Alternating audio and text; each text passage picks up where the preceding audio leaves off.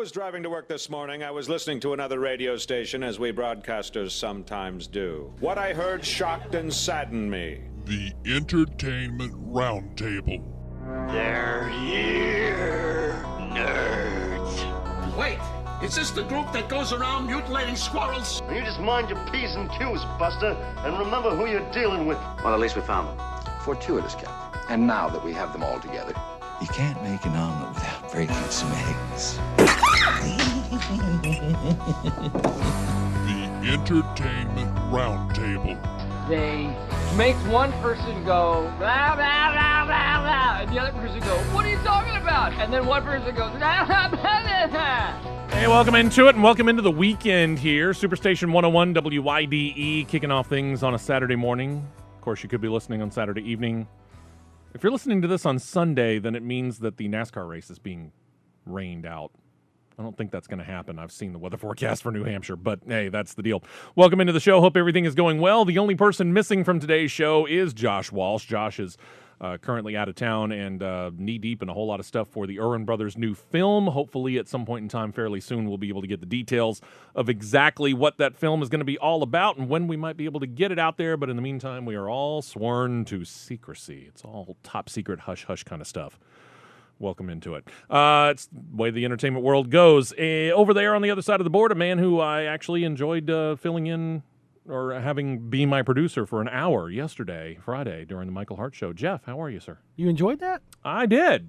It's like the old times, man. Wow. You guys are so sweet. It was like the old times. You and I, evenings, talking about whatever. Literally. Yeah. Glass of wine. Yeah. Well, that was about the only thing that we didn't have. Hey, David, how are you? Howdy. Missed you last week. Everything good? No. No? But it'll be all right. You will be all right? Last week it was a car. Yeah. Car fixed? Yeah. Okay. Now I have no home. All right. For those of you I do, that we're going to be looking for a foster home for David. If you're willing. No.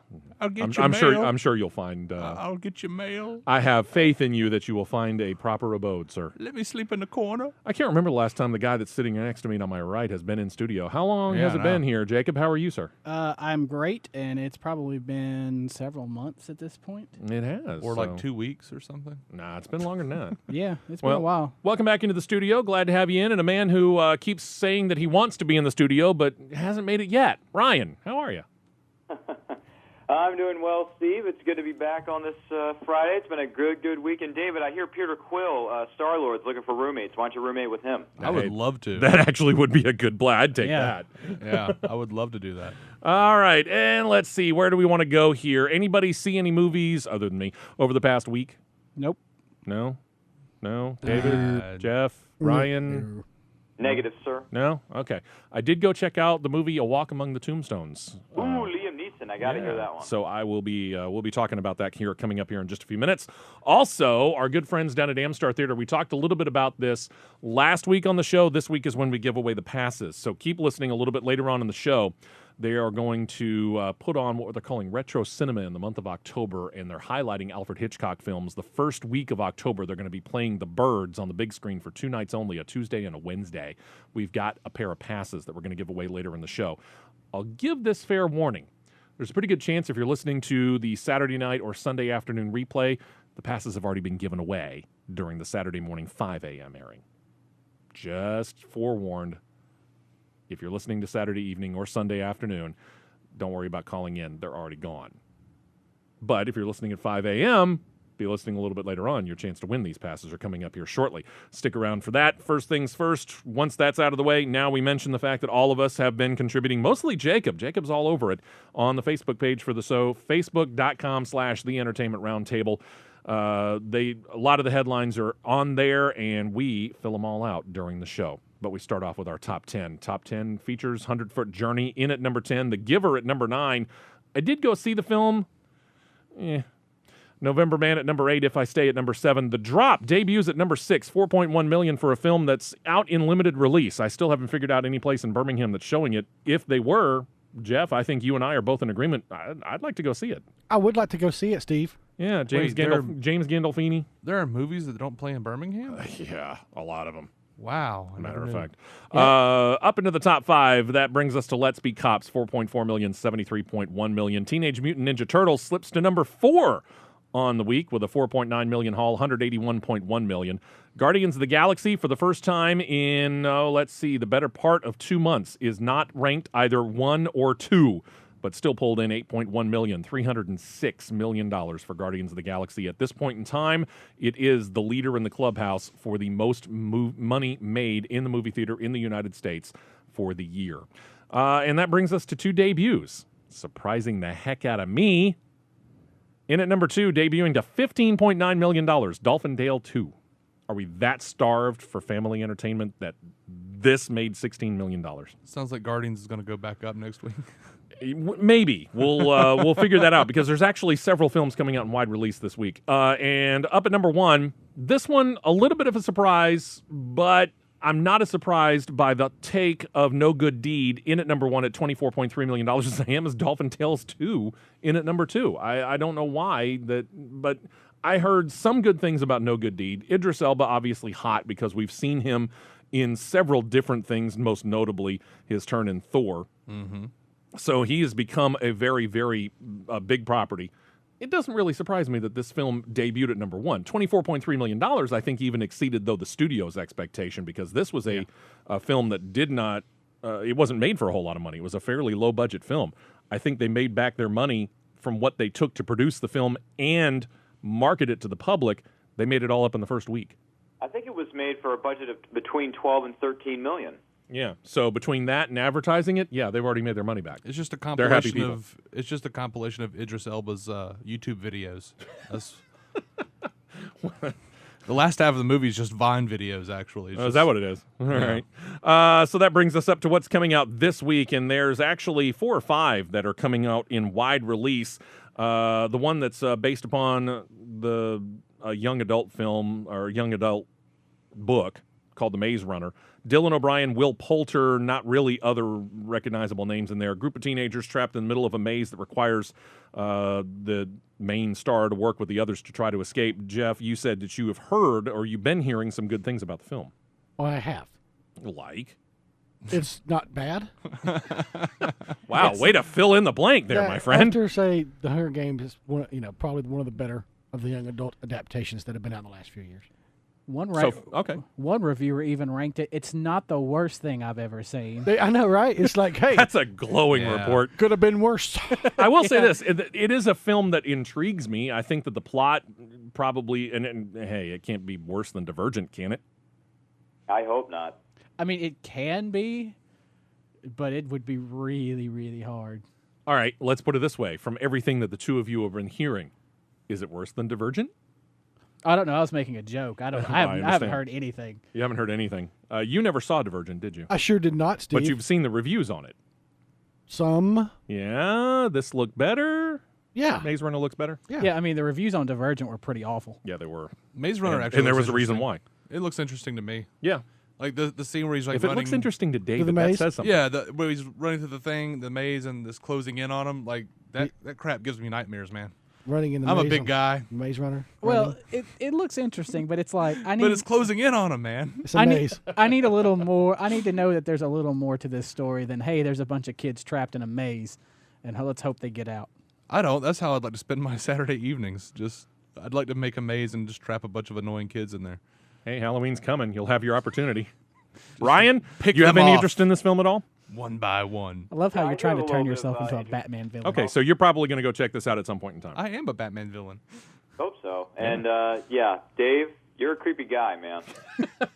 I know. That's his part in the show, and he embraces it You wholeheartedly. don't even know the half of it, man. Sorry for the random side conversation in the middle of the show. Yeah, really, no kidding. Other films coming out this weekend. This Is Where I Leave You. Jason Bateman, Tina Fey, Jane Fonda. Film about 4 grown siblings coming back together after their father passes away, and they're told by their mother that they must stay in the family home for an entire week. I have seen some good reviews, but I don't know. Jane Fonda just drives me crazy. Actually, looks like nothing but negative reviews saying they took a great bunch of talent and they wasted them. Well, there you go. It looks like it's interesting to me. I mean, I don't know. I haven't seen it, but I haven't seen many reviews. There's a pretty good chance I'm not going to see it. There's a pretty good chance I'm not going to see it, but hey, at some point in time, I may check out bits and pieces of it. We'll get back to Walk Among the Tombstones since I got a review on it. The Guest, which stars no one of real note. This is about a soldier returning from war claiming to be a friend of a killed soldier who is welcomed into their home, and then accidental deaths begin occurring upon his arrival.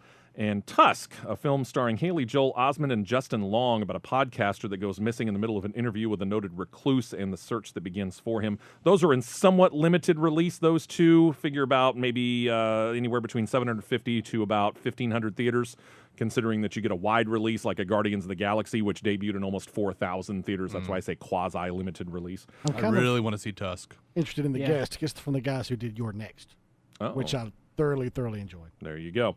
And then the film that I went and saw last night, Walk Among the Tombstones, Liam Neeson and several others. A cop-turned-private investigator hired by a drug kingpin to look in who kidnapped and murdered his wife. My neighbor and I actually went and checked it out. I was not aware of this as being a series of books. I knew it was based upon a book. Apparently, the author that wrote A Walk Among the Tombstones has written about 20 books in connection with this particular character, and it's not like, you go through Hunger Games and you have this continuation of a story. Apparently, we get the background. He is a former New York cop turned private eye. It is explained, by the way, in the movie why. And then it will alternately go to one period in his life where he is the New York cop, and then later on as he has hit rock bottom and trying to make his way back up, and then later on as the private investigator. The books just jump all over the place. This movie, Walk Among the Tombstones, is actually the 10th book in the series, according to my neighbor. But it is good. It takes this. It's a self-encapsulated story in and of itself. The thing is if you're walking into this, and in some cases, I was led to think that this movie might be kind of a Taken nonstop, which we saw earlier this year, kind of an action film. If you walk into this movie expecting that, you will be sorely disappointed. This is not one of those. This is a mystery private investigator going through the process kind of a movie where it does lag at times. It feels extremely slow. It is a very methodical film. The director does a decent job of being able to, once you're getting to that point where you're almost saying to yourself, I'm done, he does something that brings you back in and piques your interest back up again. Okay. So it is a good film, but it is a little bit slow. And I thought about this about the 2/3 to 3/4 of the way into the film. If they took out one character, and if you watch the film, you'll know exactly the character I'm thinking of. You take out one character out of the film and clean up some of the language, this would have made a fantastic made-for-television film. And I don't mean that as a big slam. I just thought to myself, it's a great private investigator, sleuthing kind of thing. It's just slow, methodical, plotting. The plot is good. It's actually a good film. It's not a great film. It's, I would rank this about a 7.5 out of 10. My neighbor ranked it a 6 out of 10. He wasn't quite as impressed with it as I was. I think he was probably a little bit more fazed by the idea of he thought it was going to be a real big action film, and it turned out not to be. Right. Does Liam Neeson still break necks and cash checks? Not as much, no. Not as much, no. It's a little bit more cerebral. I'll tell you this: the most action that you see, most of that you've seen in the previews. So it's slow burn, man, slow burn. It's based on an existing property, already. So that's why they didn't title it Taken 12. Effectively, you are correct. Yes, and let's face it, it's not Taken by any means. Sounds like the last movie in the Dirty Harry movies, where he's just like running around with a walker. Well, yeah, in some ways it's true.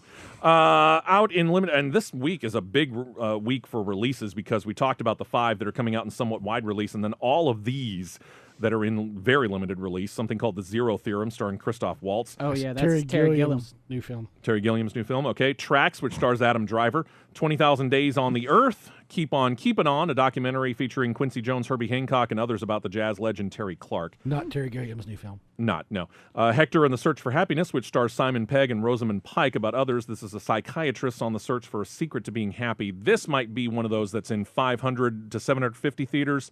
and if it gets good press, may end up going a little bit more nationwide. This has been getting really good press. Previews look good. Yeah, it does. So you're telling me in 6 months Netflix will try to ram it down my throat? Probably, probably. True. Pump, which is a documentary about oil, and I'm sure that they probably don't think much of it. Stop the Pounding Heart and Swim, Little Fish, Swim. Out in theaters next week. I'm interested in at least one of these films, and I'll tell you right now, it ain't The Box Trolls. The other one is Denzel Washington's The Equalizer, which comes out next week. We got to take a break, and when we come back, we'll get into some movie news. We are stacked, packed, and racked with movie and television news, so we got to move right along, and that's what we're going to do right now. Hope you got your popcorn, because we're back to the Entertainment Roundtable on Superstation 101.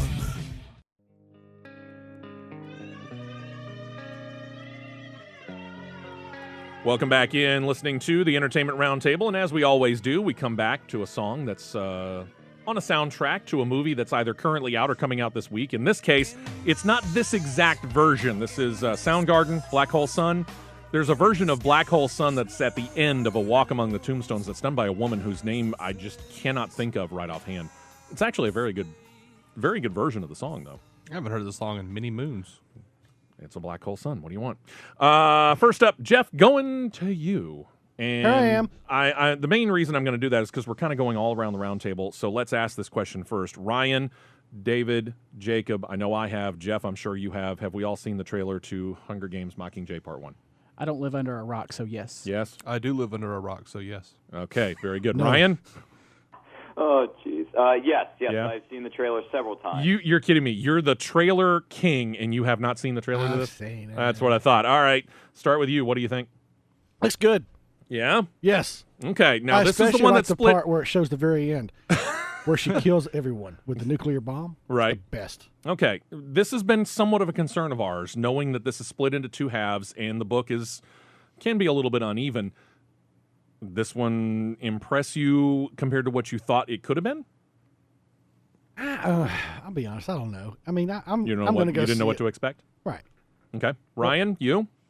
Well, for someone who hasn't read the other two books in this series, I absolutely love the trailer. It's got action. It's going to be very dark. There will be blood spilled, lives lost. I can't wait to see it, man. This one, I've listened to the audiobook. In thinking about it, this one shows a little bit more action than what I thought. The first half of the book is a little bit less on the action side, but this one seems, and I could be wrong, it could be another situation like Walk Among the Tombstones where all the action shows up in the trailer, but I don't think so in this case. But either way, it's appointment viewing for me. Jacob? I mean, I've read the books, and the third book to me is probably the weakest because you don't have. Well, let me not spoil the movie. There's parts of the first two books that you don't have that kind of make it almost a completely different book from the rest of the series.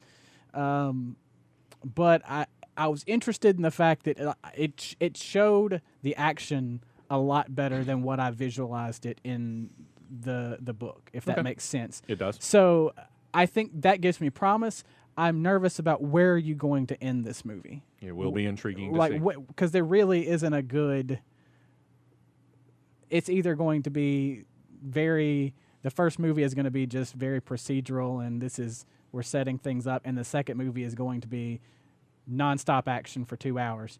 I'm curious how they're going to balance that. I've got a vague idea of where I think it'll end, but for those of you who have not read the books, I'm not going to give it away. I just think it'll have something to do with in the Capitol.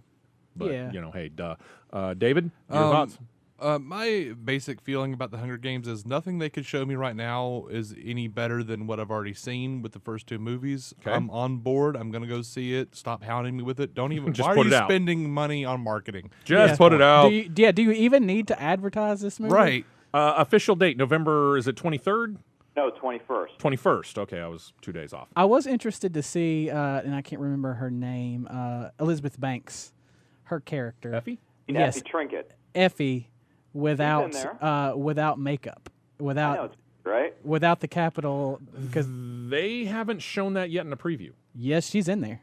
Yeah, she's in there, brother. You got I'm going to have to take another look. It's which briefly won't be the worst thing in the world for me. It's briefly, and you have a hard time recognizing her because she doesn't look like Effie from. I will have the to go first back and two take a look movies. at it then. So, all right, let's move along here since we got so much. Jacob, there is a movie out, or somewhat coming up here soon called Serena. Haven't we seen a Serena?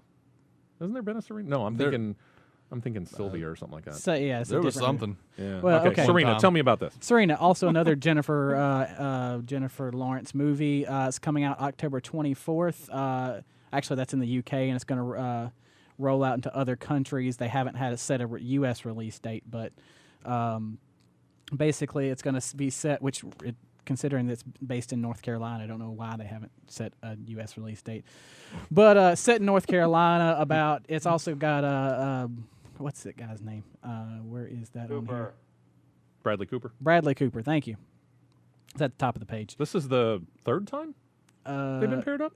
Yep, third time. Charm, brother. But they are newlyweds. They begin a timber empire, and Jennifer Lawrence is his character, Serena. It becomes a major character in the logging industry, and then their marriage starts to fall apart, and so the story goes. Drama ensues. When is this? When are they trying to get this thing out? Well, like UK I said, again? In the UK, it's October 21st. October 24th. So it could be probably somewhere in that area for us then. Yeah, probably. I'd say November-ish. Yeah, late October, early November. Yeah. All right, let's move on to a trailer for a new Keanu Reeves flick. Jacob, it's called John Wick. Yeah, it's called John Wick. Basically, you've got an ex-hitman who comes out of retirement to track down gangsters that took everything from him, which I think is great casting because, I mean, it's a guy he's playing a guy who is well past his prime, doesn't quite have the skills to do his trade anymore, and, I mean, needs to hang up this coat. All right. Hang on. Okay. It's perfect for Keanu Reeves. I've got two people right here who are just chomping at the bit. David first, let the Keanu Reeves bashing begin. Man, I actually think it looks pretty fun. He let me down. No, I figured he was going to go hammering. No, it looks so bad that I have to see it. Because, it's looking like he's back. I know. What I was going to say is, Jacob, your enthusiasm is too far lacking. I've watched this trailer like 17 times. You will not keep me from seeing this movie. I want to see this right now. I was sold the moment he came on screen and started breaking necks and cashing checks. This is the Keanu Reeves I've waited to see for over a decade. It's the greatest motive for bloody revenge ever penned for a film. It is. It's the greatest line delivery I've ever heard. I lost everything. That dog was a final gift from my dying life. I'm seeing it. Yeah. This might as well be Shoot 'em Up Part 2. Right. I am Probably so right. stoked for this movie. All right. When is it coming out again? Not soon enough. Not soon enough. 2014. I don't have a date on it. All right. This looks so bad. I think it's October. Pretty sure it's October. It's not long. Not long. Okay, so hold it. God, You'll I'm be all so right. pumped. Latest news on the Star Wars movie is that a childhood friend of J.J. Abrams, who's someone who's familiar to us through the TV show Heroes, is set to appear in Episode 7, the film. Jeff, who? That would be his longtime pal, Greg Grunberg, who people may remember from Heroes. He was the cop. Decent guy. Yeah, he was a cop. Yeah. That had powers. He was the one that mind reader. Mind reader. Thank you. Yes, he could read minds. He was Kirk's stepdad's voice in Star Trek as well. He was also in Felicity, and he's pretty much been in everything. He was in Alias. Yeah. He has been in a lot of J.J. Abrams stuff, hasn't he? Yep. If it weren't for J.J. Abrams, would Grunberg have a job in Hollywood? He's also G. Moretti the Pretzel King on Masters of Sex on Showtime. That's not J.J. Abrams. Hey, he might have a gig outside. But apparently they say it's not likely to be a big role. But sure. He's a big role. That was a fat joke, kids. I didn't have to read you my notes. Caught that. Figured it out pretty quick. Sticking with the Star Wars front here, Jacob, follow up on that. We're getting more word of possible standalone films, one that could deal with a mentor of one Luke Skywalker. There's a new rumor that Obi-Wan Kenobi could be getting a standalone film. Which would make sense if you're going to do the standalone films, which, Ryan, Sure. I know you're not exactly the biggest fan of this particular idea, but if you're going to do it, it would make sense you'd give one to Obi-Wan. Yeah, it'd be interesting to see what happens in between Episode 3 and Episode 4. I thought we're already getting that with the animated series known as Rebels. Yeah, I just want to see a whole movie of Obi-Wan sitting in a little shack. Well, in the sand. Why not? Like, yelling at the sand people. Well, and Ryan brings up an interesting point in the fact that we got this the animated off my show. lawn. We got the animated show Rebels that's out there, but that's not solely about Obi-Wan. I mean, Yeah. you're getting some indication of some of the things that happened to him, but it's not going into that much detail. I haven't watched an episode, so And I will say, Ewan McGregor has said that he's interested in the film. It's because he's got nothing better to do with his career. Yeah, let's see him get to middle age, like Obi-Wan, the prostate wars. Just I would like for them to just totally ignore the prequels and like have a lone wolf and cub with Obi-Wan and baby Luke wandering Tatooine. Oh, for a while we're while. at it, let's just ignore Jedi as well. No, you can't do that. can't ignore Jedi. Jedi actually was a half-decent film. Ooh. It wasn't as good as 4 and 5, but it was... Oh, here's the Force Ghost of Obi-Wan Kenobi Adventures. So that's how you're going to bring Alec Guinness back into this? Ooh, he teams up with Q from Star Trek. Yeah, there we go. They're just floating My around the cosmos. God. All right, we're off the rails, and I'm done with that subject. But we're going to stick with sci-fi. Jeff, there's a movie coming out that's going to pair, of all people, Alec Baldwin and Danny Glover. It's entitled Andron? Andron. As the opposed Black Labyrinth. like androgynous? I guess. Apparently it begins when a group of young men and women awake in a dark claustrophobic maze. Sound familiar? Maze Runner? A little. They don't remember who they are or how they got stuck in the Black Labyrinth. They must learn to decipher codes, It is sounding very, very familiar. understand the signals, and beat the tests in a mysterious and bizarre place. Well, the only thing I want to see beaten is Danny Glover beating down Alec Baldwin. I'm not done yet, Steve. Oh, okay. Out of necessity, they struggle to form a bond to survive while the outside world watches and wages bets on their fates. How about that? So this is a combination of the Maze Runner and Hunger Games and the Running Man. Sounds like it. We got people like Michelle Ryan, whoever. She's on EastEnders apparently on BBC. Get this, Skin, who is the lead singer from the UK band Skunk Anansi. Yeah. Big name. Okay. What a get. Cortajarena. No kidding. That's a headliner right Right? Yeah. Okay, whatever. I'm surprised they didn't lead with they got Skin for this movie. Yeah, really. When is this thing supposed to be out? Do we know? No. No? Okay. No. Anybody excited about this at all? Coming to a DVD $5 bin near you. Yeah. I mean, I'm interested in seeing how terrible this movie is. Because that's exactly what it sounds like. Ryan, over to you. The long-awaited arrival of the news about the follow-up to the 2012 film Skyfall. So far, what are you hearing about a movie that has long been entitled Bond 24? We know it's going to start shooting in December. Daniel Craig, along with Ray Fiennes, Naomi Harris, Rory Kinnear, and Ben Whishaw are all scheduled to return. It's going to hit theaters everywhere on November the 6th, 2015 in the United States. So next year just continues to get loaded up. Ryan, we're going to stick with you here, and with the Bond-like character of Jason Bourne, which was without Bourne in the most recent film, word has that star and director have left the door open for a return to the series? Yes, they are now saying that Matt Damon and director Paul Greengrass are going to return for another Bourne film. It's going to take the place of the Bourne Legacy sequel that was supposed to come out on July the 16th of 2016. They're going to take that slot and put the Bourne Legacy sequel scheduled to be directed by Justin Lin and starring Jeremy Renner on the back burner. Okay, so they're still leaving the door open for that. They're just saying it's not going to happen right now. Right. It's going to be about Jason Bourne first, and then maybe the two characters will cross paths. Well, let's not cry for Jeremy Renner. I think he's got something to do with, some Marvel property that we know so well. Maybe something. He'll be okay. One more action hero, and Jacob, to you on this one, decidedly less success on this particular character than either Bond or Bourne. It's Tom Cruise's turn as Jack Reacher. The first film didn't make a whole lot of money, but apparently there is going to be a round 2.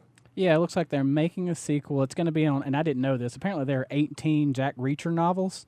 I didn't realize there were that many of them, but I knew there were several. Yeah, they are going to be making a sequel on the 18th. The 18th novel. They're skipping ahead, I guess. A little. On the novel called Never Go Back. Apparently, Jack Reacher has to return to the HQ of his former army unit to find that the current commander has been relieved of her post, and Reacher is implicated in an ugly chain of events, and there's a young woman who could tie to the guy's past. So there's going to be a child. I don't know. It's times like these I wish that the U.S. was more like the U.K. Like, we could easily just deal with an 18-episode series on television that has nothing to do with Tom Cruise, and they would get all of the novels and just move on. All right. I have it saved on my DVR. I just haven't watched it yet. Has anybody watched the Tom Cruise turn? Yeah. Yeah. I've watched it about 4 times. I think it's good. It's good? not bad. It's pretty good. Yeah. Ryan, you? No. No? Didn't watch it? I take it you didn't. I don't like Tom Cruise. It's good, silly action. I mean, it's not. Plot-wise, it's not great. I was too busy watching BBC's Sherlock. It's a good movie, good show. All right, I think we've waited long enough. How about some superhero news? Jacob, we start with you and X-Men, as a matter of fact. The upcoming movie that we know is going to come out is going to let us know, of all things, how we get from James McAvoy in a full head of hair to Patrick Stewart in a bald head.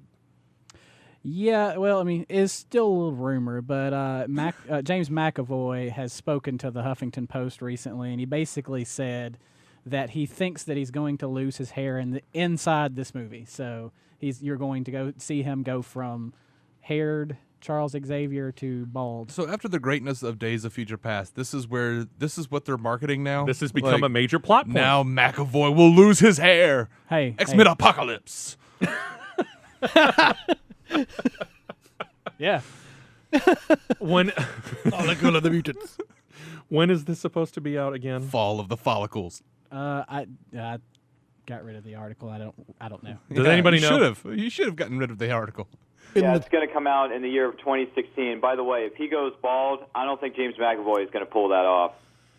I don't know. I've never seen it. I'm not all overly familiar with McAvoy other than Days of Future Past. This is an odd statement it to just make, seems like an Ryan. odd thing that we would put out there, that this is going to be a plot point. Well, do me a favor. Come up with something that actually has meaning. Right. Granted, this is not from the studio. This is James McAvoy. I realize that, yeah. This is not like that Fox is like, yeah, we're going to have bald Charles Xavier. I can only pray that he's doing some sort of a weird mess up with the fans just to kind of give us something. For those who just can't wait, Jeff, like us, we now have an idea of what to expect out of Avengers Age of Ultron. Apparently some form of synopsis has come out. Is it legitimate? Yes, it is. Okay, what is it? A synopsis. Thank you. It's a big brick building with doctors, but that's not important right now. Too legit to quit. Apparently, when Tony Stark tries to jumpstart a dormant peacekeeping program, things go awry, and Earth's mightiest heroes are put to the ultimate test as the fate of the planet hangs in the balance. Can you believe it? You are really into the dramatic readings today, I am. aren't you? The villainous Ultron emerges, and it is up to the Avengers to stop him from enacting his terrible plans. I think me and Jeff should team up. In a world. Uneasy alliances and unexpected action pave the way for an epic and unique global adventure. That sounds awful. Prepare yourself for Elizabeth I'm prepared. Olsen Just put the dang thing out. as Wanda Maximoff. Maxim And her what? brother, Pietro Maximoff, because they kept calling him Quicksilver. Thank you, X-Men. Yeah. Or the Scarlet Witch. Sorry, Fox. Sorry, Marvel, you can't use your own names because Fox has the right. I'd like to point out how particularly Will Ferrell you were just then. Prepare yourself. Drink scotch. It is Scotchy Scotch. It'll be directed by Joss Whedon, who also wrote The Thing. Nah, never mind. Moving on. Over to Spider-Man, or more specifically, who's been drinking the scotch, right? Specifically Spider-Man. Venom. Alex Kurtzman, who's helming the films, talking about who might play the character of Venom. Jacob, problems? Well, we don't know. They definitely aren't even close to casting on this, and they're not even close to finishing the story on this. Yeah. Not only are they not close to finishing the story, they're not even sure which version, because in the Marvel Universe, several characters have been the character Venom, and they're not even sure which one they're going to use in the movie. It could be Eddie Brock, Matt Gargan, Flash Thompson. It could even be Peter Parker. This could be another Spider-Man film. We don't know. Is it fair to say that the Sony Cinematic Universe have no idea what they're doing and they need to hire a new crew to help? I think that's been made plain and obvious. You know what my personal dream is? What is it? That Venom is the story of a lonely symbiote trying to find true love and Trying to find connection. love with itself. As he works his way through numerous hosts, will he find the one? Oh, my gosh. Jacob, let's go to something that I think we actually have a little more confidence in, and this is Doctor Strange. As alluded to in Captain America the Winter Soldier, we're actually know that now we are going to get a film, right? Yeah, we do. It's July 8th, 2016 is now the date for Doctor Strange. It's going to come out not long after Captain America 3. No casting done on this. No. But who would you like to see playing Doctor Strange? I still like Joaquin Phoenix. Joaquin Phoenix? Robert Downey Jr. Robert. Barring the fact that Tony Stark would then become Doctor Strange, he would be. Where would you go? Cast. I'm good. Jeff? Philip Seymour Hoffman. Wow. That's Too some soon. dark Yes. magic. Let's bring Too him back soon. from the dead. Robin Williams? Too soon. Really? No. Let's get Gene Kelly to do it. Sure, why not? Antonio Banderas. I don't know. Jimmy Stewart? Hey, what the heck? Ooh, I don't care. It's Doctor Strange. I've never really cared about him. Yeah? Oh, I love the character. I think it's a great character. Figures. Yeah. Ryan, any thoughts? This character is all new to me, so either cast an unknown, bring in some new talent, or if you're going to go with veterans, I guess go with Manu Bennett from Arrow. Ooh. That could be interesting. All right. Peter Gallagher, maybe. He's the guy from Covert Affairs. He wouldn't be a bad catch either. Yeah. He's got the eyebrows for it. Yeah, I was kind of thinking about that. All right. One more note on the Marvel Universe, and actually kind of, sideswiping it, I guess. Dan Aykroyd says that he likes what they're doing over in the Marvel Universe, so he wants to apply that to Ghostbusters. Yeah, he was in an interview recently with the Belfast Telegraph. I don't know why I get news from the Belfast Telegraph, but I do. And he was basically saying, I guess I can. He was saying he kind of wants to do to Ghostbusters what like Disney is doing with the Marvel Universe and the Pixar and Star Wars, and try to get it out in as many outlets and TV shows and movies and DVDs. What was he said? Prequels, musicals, sequels? and do Broadway me a favor. shows, Show me you can actually get a Ghostbusters 3 out first. He also said that he wanted to see them as 9-year-olds and as teenagers. Yeah, I mean, listen, this is, it makes me wonder about Dan Aykroyd's mental health. Oh, I started worrying about that around Blues Brothers 2000. Well, good point. That would have been a good place to part. We have gone a little long, so we're going to take a break, and when we come back, we will continue on and see how much news we can get between now and the end of the show. They do all their own stunts. The Entertainment Roundtable on Superstation 101. I'm a little curious at this point in time whether we're going to get to the TV news that relates to this Genesis. But there is a documentary being made about the group Genesis, and it will be aired on TV. We'll maybe get to that later. We continue on with movie news. Fox is talking about doing the long-rumored Deadpool movie, and it is confirmed they're doing it, but you've got some information about it. Yeah, they have actually put a date on it, February 12th, 2016, for Deadpool. Okay. Ryan Reynolds is still expected to play the part, but we have no deal. So. All right, and one more superhero movie, Fantastic Four. Jeff, what are you learning about this? Well, it appears that superhero release date musical Chairs is in full effect, guys. Nice. Yesterday, Fox shifted the release date for the Fantastic Four from June 19th of 2015 to August 7th, 2015. Why? Guess who else is sitting there? Who? Assassin's Creed, the movie. Okay. So, head-to-head, they're going to fight it out. Fantastic Four style with assassins. Except without any real connection to the comic book. And I'm sure. 2 movies that not too many people are all that excited about. Pretty much. The man we know as portraying Loki, very busy man. We talked here last week. Tom Hiddleston slated to portray the legendary country singer Hank Williams Sr. Now we're getting word that he's about to be involved with a very large ape, Jacob. Yeah, they've signed him on to star in Legendary's King Kong origin story, Skull Island. It's going to hit theaters around November 4th, 2016. Swanky. Right. Imitation is the sincerest form of flattery, we've heard, Jacob. So apparently one Hank Williams Sr. movie is not enough. And not only that, but it's another Marvel actor who's going to be doing this competing version. Yeah, so it's another Hank Williams movie. This one stars Chris Hemsworth. So not only competing Marvel, it's the same movie. Stepbrothers of Thor and Loki. Yeah, even more sibling rivalry. Oh, this is so ridiculous. Chris Hemsworth is going to play the doctor that is supposedly killed Hank Williams Sr., and he is going to be haunted by Hank Williams' ghost. What? Could we put Tom Hiddleston into that? I'm so confused. You should be. Moving on, because that just sounds utterly stupid. Is this the same movie? No. No, it's 2 a different separate movies. film. Haunted by Hank Williams? Yeah. Okay. Yep. Let's go to the comedy world. Ryan, been a while since we saw Zoolander on the screen. Is everybody coming back for the confirmed round 2? I believe so. Not only Ben Stiller, but Will Ferrell has gone on record of saying that Zoolander 2 and the villain he's going to be taking on as Mugatu will be returning, but Paramount has not given the green light as of yet, but fingers are crossed. I never watched the first Zoolander. My wife watched it, thought it was kind of funny, but not as good as some of the stuff she's seen. It was funny, but real dumb. It's a dumb movie, but I enjoyed it. Doesn't deserve a sequel, though. Jeff? Yeah. See Zoolander, anything? I've never seen Zoolander. Gotcha. Okay. I don't know that it deserves a sequel. Yeah. And I'm not sure this one does either, but Magic Mike apparently is getting one. But not all of those who were in the first one will be in the second one, Jacob.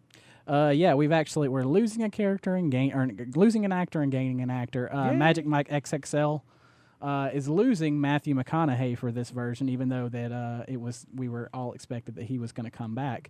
But we are getting Andy McDowell, so fair trade. How does that work? I'm not opposed to that. Wait, is this I'm not the opposed same to it, Andy but that doesn't mean McDowell? I'm necessarily going to be wanting to go watch I'm not going to go see either. it, but I mean, Yeah. if that's the trade we're going to Okay, so this is the same Andy McDowell that I know from Groundhog Day. Yeah, same one. Same one. Okay, I wasn't sure because I'm kind of old now, and there might be another actor named that. Nope. No. Okay. No. All right. Jacob, when it comes to the world of vacation, we talked about it recently. It's getting a reboot, kind of Rusty taking his family on a trek, and now we're learning more information about stars. Yeah, we have a new one. Leslie Mann is going to be has just been cast in this as Audrey Griswold. How does that work? As Audrey? As a grown-up Audrey? I can see that. I mean, choice. especially if I go back to Dana Barron in the original one, I can see that. I see it. I don't know. I mean, she's only got a bit part. That's supposed to be about Rusty, isn't it? Right, it's about Rusty. She's probably not going to be in much of the movie. Gotcha. Okay. But I mean, so have the Them. the original, the dad and the mom.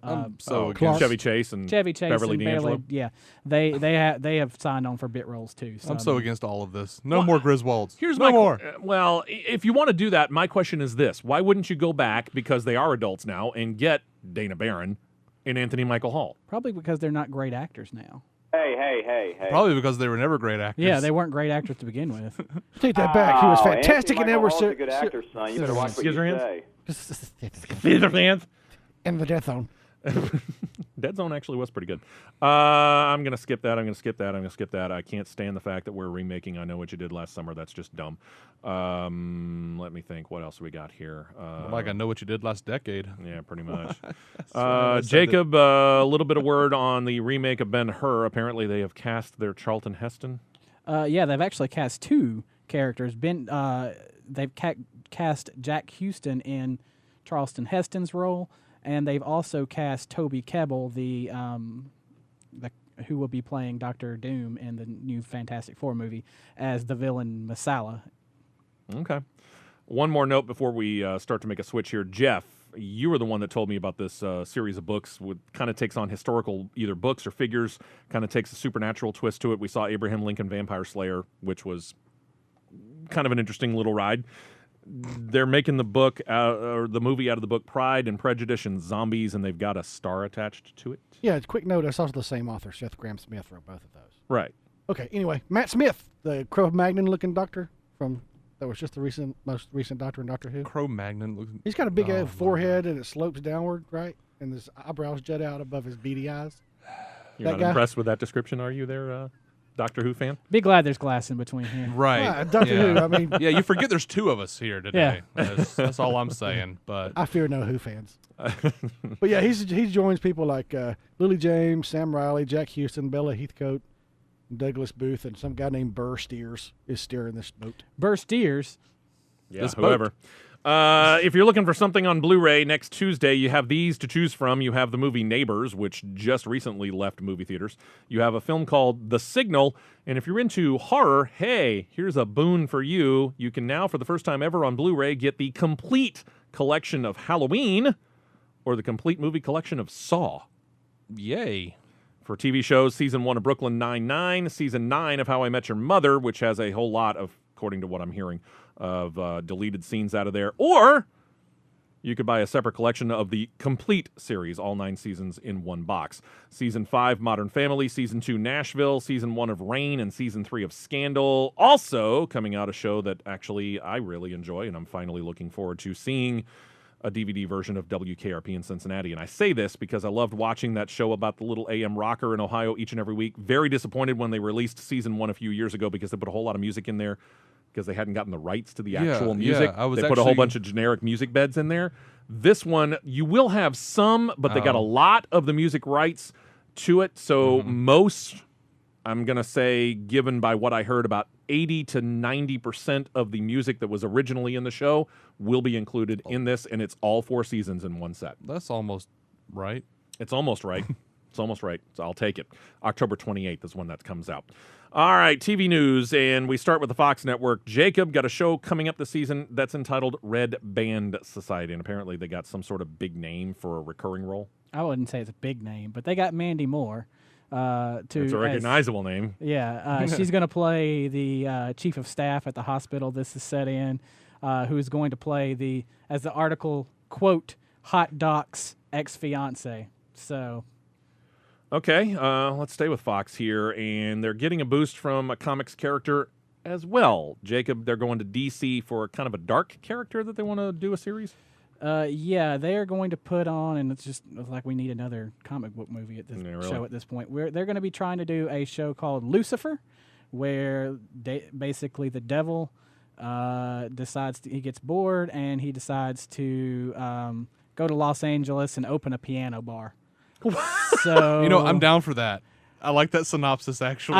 I don't exactly know how far you can go with that plot, but okay. Well, he's still the devil. He just quit. He decides he's tired of reigning in hell, gives up his throne, and comes to Earth. And apparently gave up the fiddle.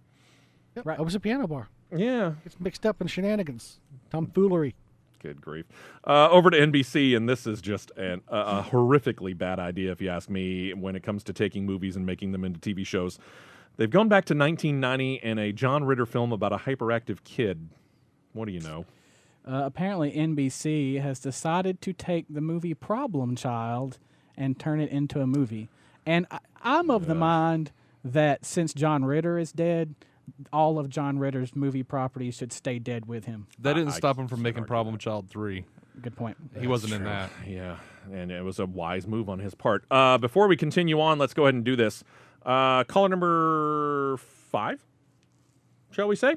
205-941-1011, toll free at 866-551-9933. And again, if you're listening to this Saturday evening or Sunday, the tickets are already gone because we gave them away during the Saturday morning 5 a.m. showing or airing of this particular show. But I've got 2 passes to go check out The Birds on either October the 1st or October the 2nd at the Amstar Theater in Alabaster. The lady who will be answering the phone is one Jessica. Operators are standing by to take your call. Be caller number 5 right now. The tickets will belong to you as they begin their retro cinema here. Ryan, let's stay with NBC and go over to you. You and I both like the Blacklist here, and James Spader is apparently saying that things are going to be a little different as you go into season 2. What is he talking about? Well, he's saying that, the team's in kind of a disarray. He's going to put it back together. There's going to be some new enemies. He's going to cross paths with Berlin, an enemy he crossed paths with towards the end of season 1. And it's going to shake things up and make things bigger and better. And bottom line is, if you're not watching The Blacklist, you're missing out on some of the best TV in America, pal. It is one of the few shows that debuted last year that I am looking forward to returning. I will say that. A few weeks ago, learned about the passing of the legendary announcer Don Pardo, left NBC's Saturday Night Live looking out for the next voice. Jeff, they've chosen. They have. Who?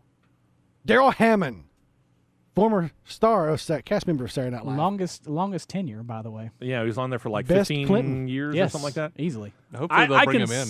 I can see him doing sketches. one thing, and if he does this, it'll be fantastic. Do an imitation every single week when you're doing the intro. They say he does a good Don Pardo He's impression. actually done it. Yeah. And he should do that in the first one, but I'm saying take all of the characters that he ever imitated throughout the course of the show and just pick one and do that every single week. Just one different character every week. Well, Lorne Michaels says that he would not replicate Pardo's voice. Just once. But would come up with his own take on the role. Just once. Do it on the first one. As long as they bring him in to play Clinton like every episode, I'll be good. I hope he does it in porpoise sounds every week. Ryan, back to you. Word about the upcoming CW show Flash. The news that the original TV Flash, John Wesley Shipp, is going to be back. Apparently, they've gone back to the previous show and pulled another star in. Yes, they have. They brought back Amanda Page. She's going to take on or reprise her role of Dr. Tina McGee. She plays a brilliant geneticist, although this time she's working for a rival tech firm to Star Labs, which is the company that takes interest in Barry Allen's abilities. Okay. TNT, Jacob recently introduced a show called Murder in the First. How's it doing? TNT renewed it for a second season. So apparently they like how it's doing. TBS, Jacob, picked up that old show from ABC, Cougar Town. They have said it's in its final season. One star is not waiting until the bitter end. Do we know why and who it is that's leaving? Yeah, it's Brian Van Holt. He's only going to be in one episode of this season, and he is starring in Sci-Fi's 6-hour space opera Ascension. Oh, okay. So he's got better things to do. We might as well mention it because, hey, we talked about Genesis at the beginning of this and played the song That's All. Showtime apparently is working up a documentary. Yeah, it's called Genesis Sum of the Parts. It's going to premiere at 8 p.m. and on October 10th. For those of you that actually get Showtime, good luck to you. Ryan, where can we find you online? You can find me on Facebook at Ryan Matthews and on Twitter at RyanRPM5. And I heard that you want to try to go check out either Walk Among the Tombstones or Maze Runner, so you might have a review next week? Possibly. We'll see. Sounds good. David, where can we find you online? You can find my comedy sketches and web series at maladjusted.tv. Thank you very much. Jacob, appreciate you bringing everything to the table. Jeff, appreciate you waking up early and being with us on a Saturday morning here at the Entertainment Roundtable. It's so early. Enjoy the rest of the weekend.